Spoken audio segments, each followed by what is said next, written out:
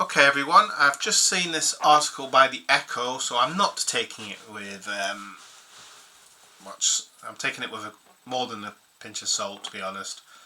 I'm getting my salt cellar and pouring it all over type. Because it's Isak, and I don't see Isak coming. I'd be absolutely stunned if we announced we'd signed Isak. I really, really would. I'd be happy in terms of we've got one heck of a striker, but because of the problems it could raise, and I've already talked about them, I believe. I'm not sure if that video has been published yet or not. I think it has. I'm not sure. But it's over the homegrown issue, so I'd also be a bit concerned, and I'd be a bit worried about how we could strengthen in other areas, because we do need to strengthen. But let's have a look at this article anyway. It's by Matthew Abbott. That came out at 7 o'clock this morning.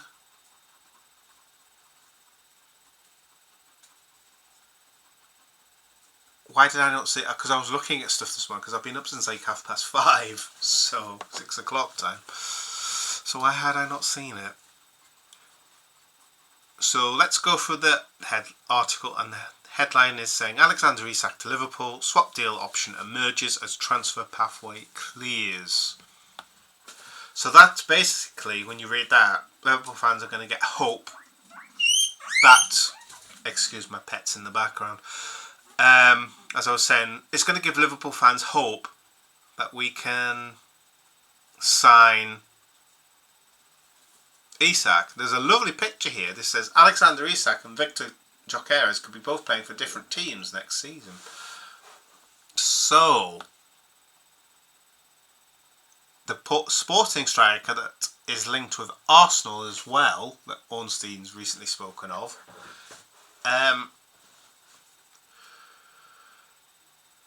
is involved in this story somehow. Let's have a look. It says they've emerged as top two centre-forwards in Europe and have varying degrees of availability. It seems inevitable that one's going to leave Sporting. Right. Now they've got swap deal options. Now this is from Give Me Sport. Sorry, slip of the tongue there. I do apologise. Right. It claims that Newcastle want Diego Jota and Harvey Elliott, including any Isak swap deal instead of Darwin Núñez. That's interesting. It says they will reject any attempts for the Reds to use their number 9 as a make-weight in offer of the suite. So basically, they're happy for us to include Diego Jota, but they do not want Darwin Núñez.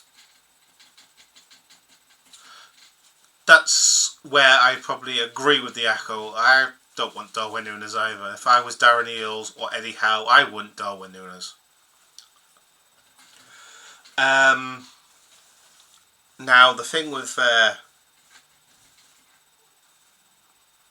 Elliott, he's one of the homegrown players.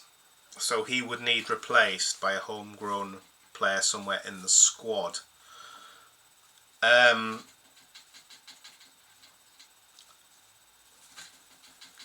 I know there's a couple of talented midfielders that we could bring in.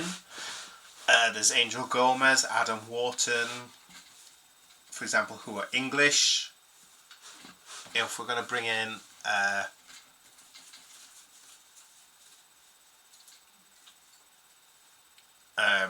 say another defender, we could always bring in somebody English as well. Also, we do lose Trent from the homegrown players, and we'd lose Elliott, but Connor Bradley and I think Quansah would be classed as homegrown players as well, so it is potentially doable, but you're on the fringes of that rule. But Diego Jota, I would say, would probably be valued at maybe, I think he's valued at 55 according to previous reports and articles, and I did something on a swap deal. And Harvey Elliott, I think, has a price point maybe 30-40 million. So you could be looking at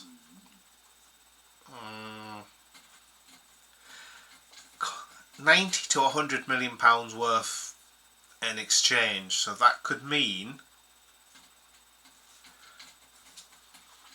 you could get a total deal, say, of 120 million and probably be paying 20-30 million. That is not a bad option, and if you can sell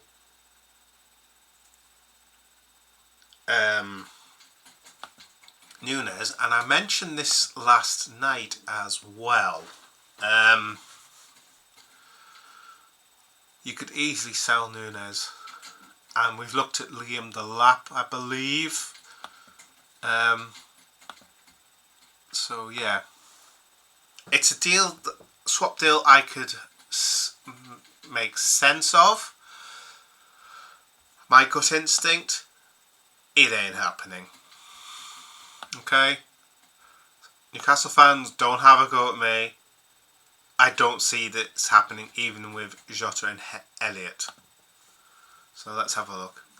It says here, Elliott is said to be keen on... Oh, sorry, Elliott. Eddie Howe is said to be keen on Elliott and Jota. But they also want to keep Isak as well.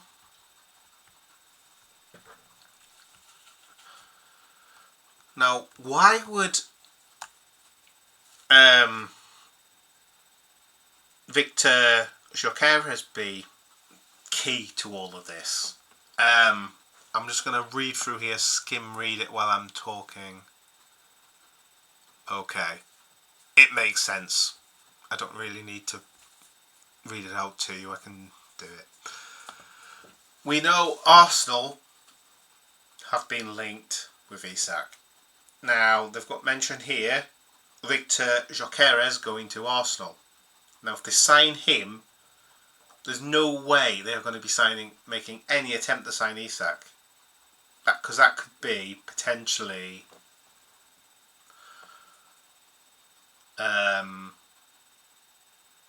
say the reported fee of 150 million, like you could be paying over 200 million pound on strikers and one of them to be sitting on the bench.